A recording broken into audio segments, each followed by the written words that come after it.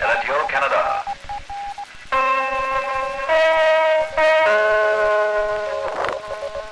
Canada calling for Churchill, the Yukon, and the Northwest Territories.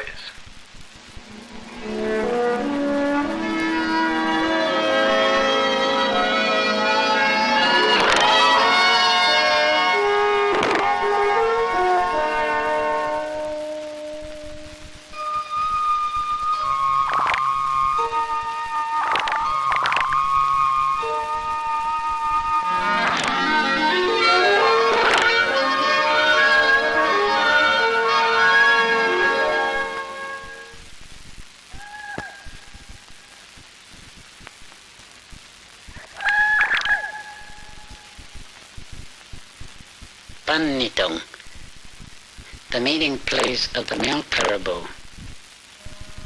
In the days of our fathers, great herds of caribou gathered on these slopes. But the mountains have cast their shadows, and like the dissolving snows of spring, the caribou have all but vanished into the mists and vapors of Nunavut, our land.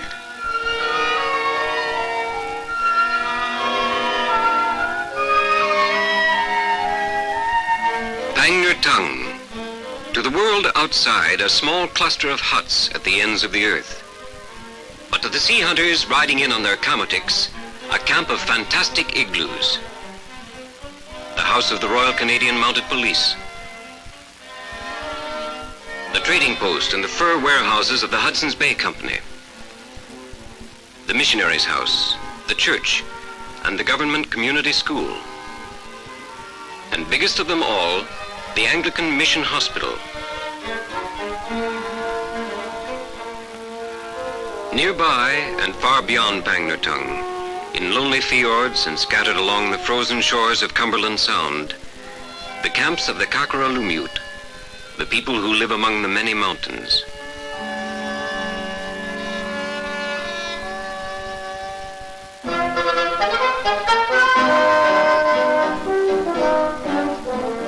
The flag of the Hudson's Bay Company, the gentlemen adventurers of England, formed in the reign of King Charles II for the trading of furs in exchange for knives, scissors, needles, and bells.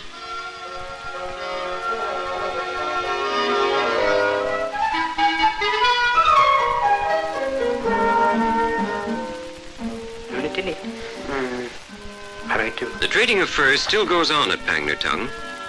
Each year, 30 to 40 polar bear skins, several thousand seals, and 300 to 400 fox pelts pass over this counter in exchange for the wonderful choice of goods displayed on the shelves of the white man's store. But their economy is no longer based solely on furs. Whaling, family allowances, and old age pensions supplement the wealth gained from skins and furs and ivory tusks. An average seal skin, $4. How much for a fox fur? They both know it's a good one.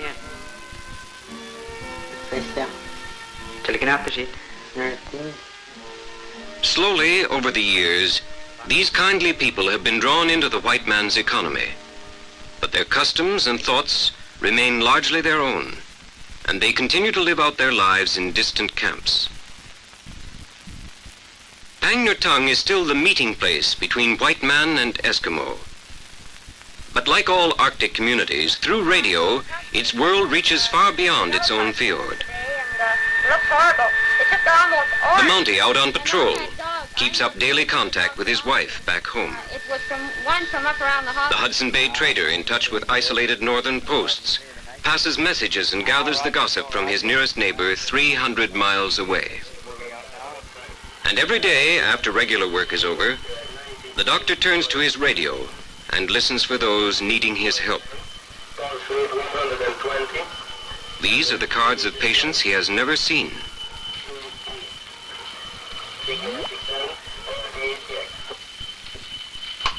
VE8TX. Back to Suglak. Okay, Father. Yes. When you put the needle in, be careful not to push it right back through the thigh because it's a small leg, as you'll realize. But I think it's safer this way than in the hip, which is pretty small in these small babies. Through his own amateur radio, one of the most powerful in the eastern Arctic, the doctor covers an area as wide apart as Winnipeg and Toronto, as London and Venice. For the Northland depends on radio as the slender thread uniting its lonely settlements with the rest of Canada. Uniting Canada with Pangnirtung, cradled in its icebound fjord.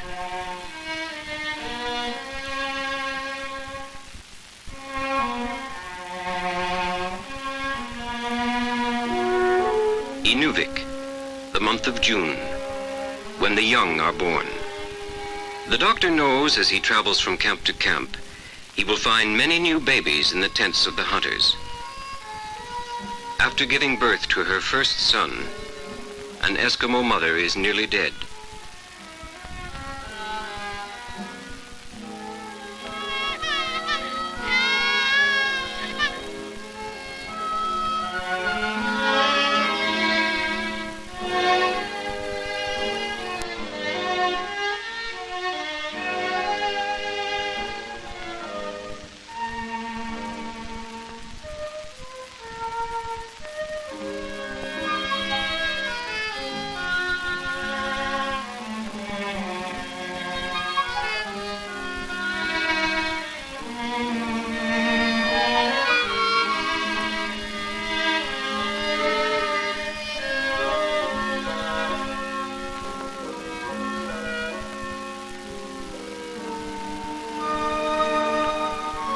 Possibly there is hope for Pudlu if the doctor can get her to Pangnirtung.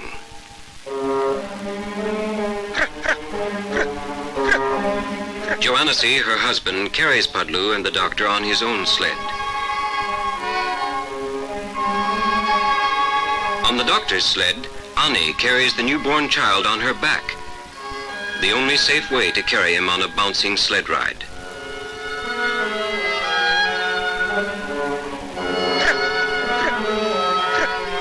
Three days over the frozen sea to Pangnirtung.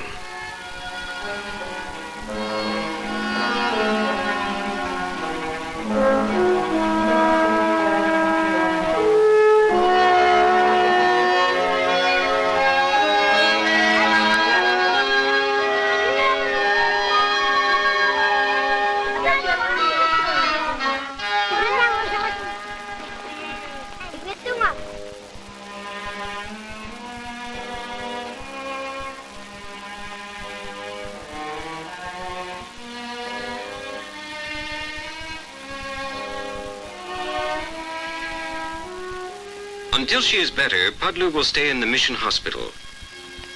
Not all Eskimos are as lucky. Most of them live and die in their distant camps, far from the help of the mission and the government doctor at Pangnirtung.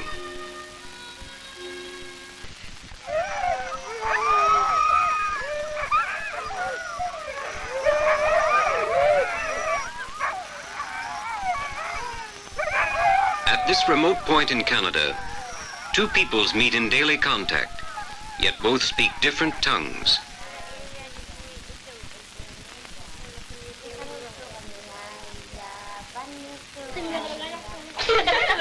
I often wonder what they think of us. It's difficult to know their true thoughts, for none of these children speak English.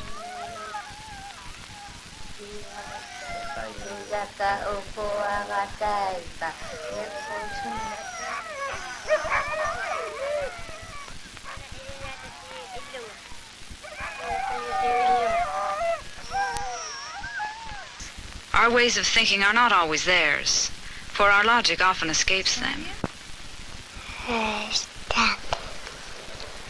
Gaiasi. His socks.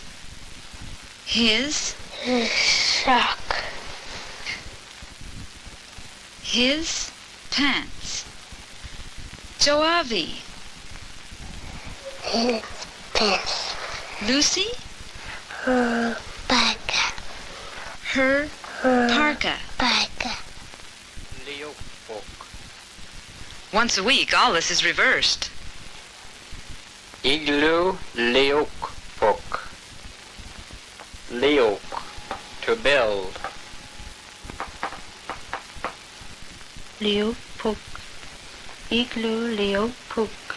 He builds a house. Iglu liuk puk. Liuk A missionary, learning Eskimo, building a new wing to the mission hospital. The doctor, working a radio, teaching Eskimo. This is the all-round life in the Northland, as it once was in other parts of Canada.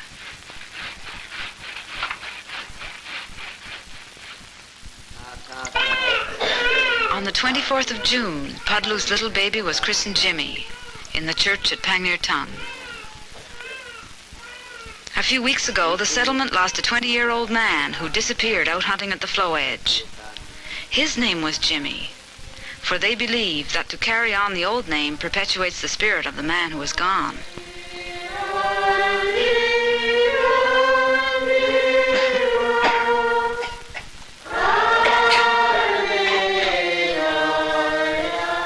Pudlu was much better, but Joannesy kept sniffling and coughing all during the singing.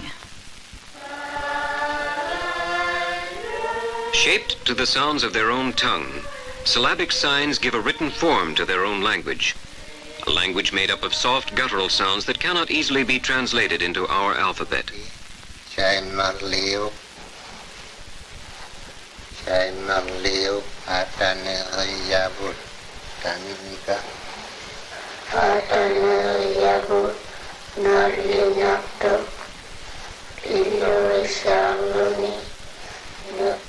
Between the two Elizabeths flow 3 centuries of white man's influence. Between antlered caribou and steel antenna stretch 4,000 years.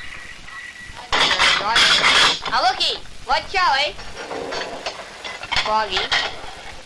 Some say the Eskimos have a job adapting. I'm not so sure it's not the other way round. Visibility about 2 to 3 miles. Wind approximately 2 miles per hour. Up here, women have to be able to do just about anything. Tuesday is wash day. My kerosene machine kicks up such a racket you can hear it from one end of the settlement to the other. Peter sleeps through it all and wakes up the moment I switch it off. Which reminds me, I can smell bread. I bake twice a week, Tuesdays and Saturdays.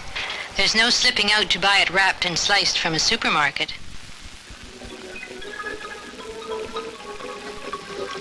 My plants are doing just fine this year.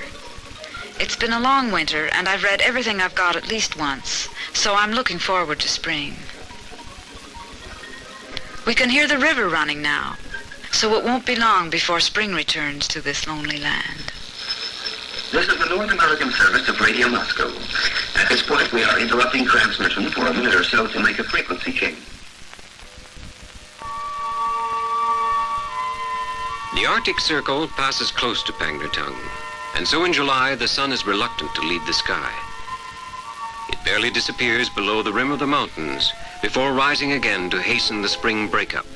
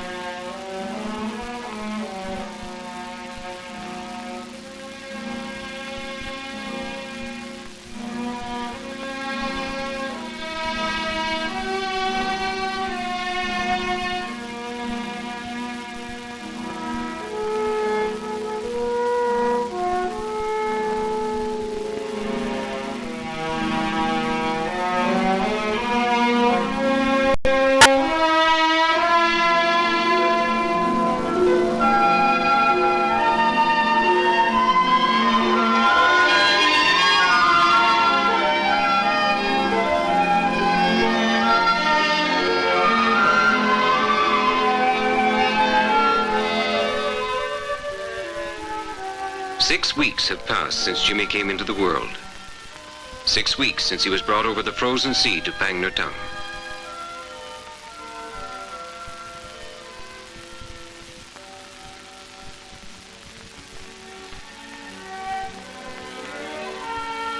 The ice went out about the usual time this year, and the doctor and Mountie are off on their sea patrol. They expect to be away about a week and must hurry and visit as many camps as they can. The ice is never far away, and a good wind can blow it all back into the fjord. It's wonderful to have the blue water about us again, the first time in 8 months. Some days it seems as if each window pane holds a new picture, and I often wish I could paint and capture some of the beauty I see here in our fjord. We have gone from 50 below to 60 above, yet we still need to keep our stoves at fever heat. There's little plumbing in an Arctic house, and water can be one of our problems.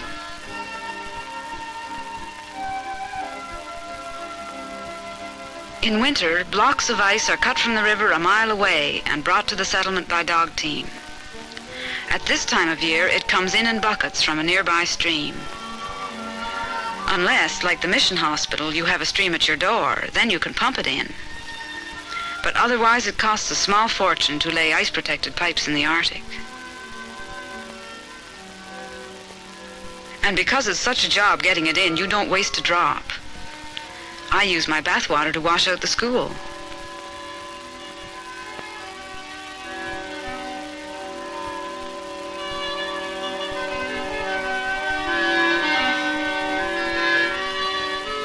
Getting rid of it isn't such a problem.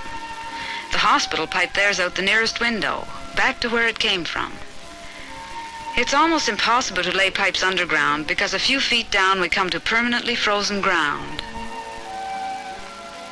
House foundations must be well above the surface, otherwise the warmth from inside would melt the permafrost and we'd soon sink into the ground.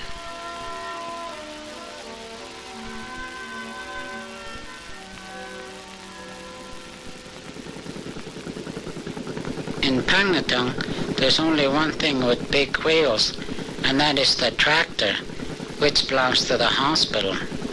It's as strong as 3 dog teams and drinks oil from the white man's country.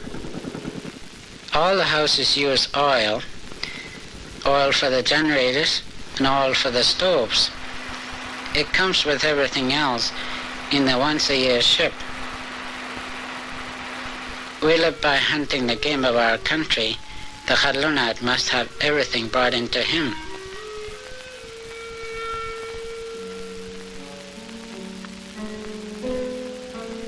Of course, we do supplement our canned vegetables with whatever we can grow in the short season. 2 years running, I've won first prize for the best greenhouse in the Eastern Arctic. It's amazing how quickly things shoot up in the continuous daylight, twice as fast as in the south.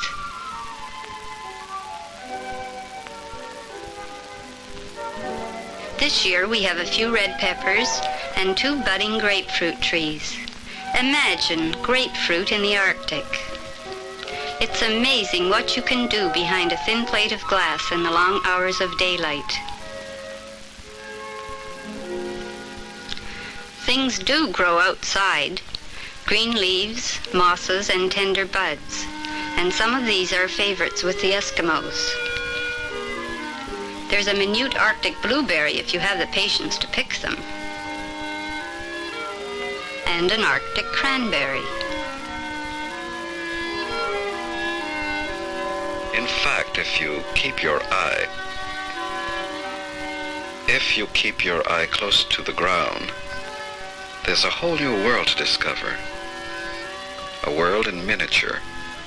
The Arctic rhododendron, minute relation to its giant cousins in the Himalayas. In a few short weeks of constant daylight, this cold land blooms as nowhere else. And the earth we walk no longer seems like the worn-out planet we thought it was during the dark winter. Summer, the whole 2 weeks of it, is a happy time in Pangnirtung Fjord. The Eskimos keep coming in by small boat to trade and to pick up their family allowances. The beautiful fox furs are aired every day until the once-a-year ship comes. And there's time to climb into the sky, to look northward, and imagine we can see the Arctic Circle sweeping past in the distance.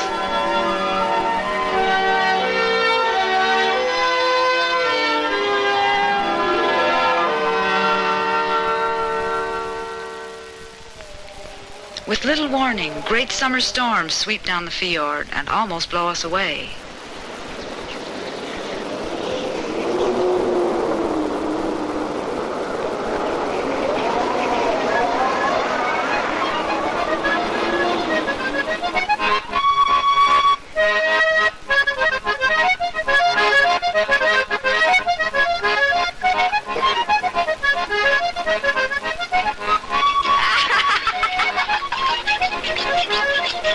Jeepity is 3.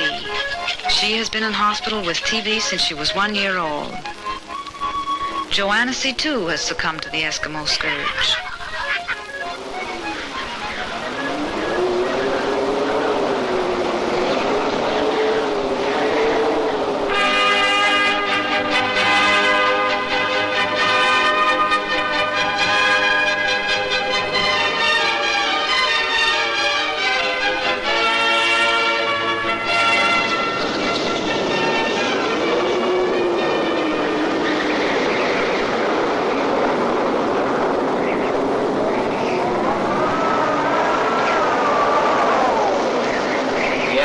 Pang, back to the CD. How you bet, Bert. I was on this morning and I heard you play. The ship always seems to arrive in the middle of a storm. This year was no exception. She anchored out in the fjord while her barges plodded through the storm, discharging cargoes of food and fuel for the long year ahead. As usual, they left everything scattered along the beach, just above high tide mark. The storm left most of the Eskimo tents flattened, but after 2 days the wind dropped, the ship disappeared for another year, and the fjord returned to its quiet world of mountains and sky. On one of the last good days of summer, I took a picture of us all gathered in front of the school.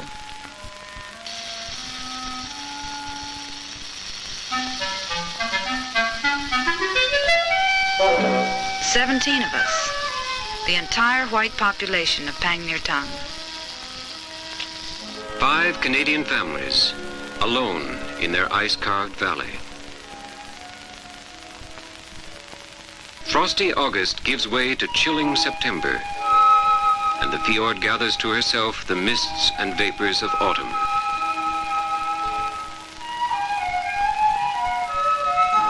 Three months have gone by since Jimmel. 3 months since his father, the doctor, and Annie brought Pudlo and him over the frozen sea to Pangnirtung. Soon the snows will be back. The Mountie, the doctor, and the missionary will again visit the camps by dog team. And this is very much how life will go on until another spring comes around.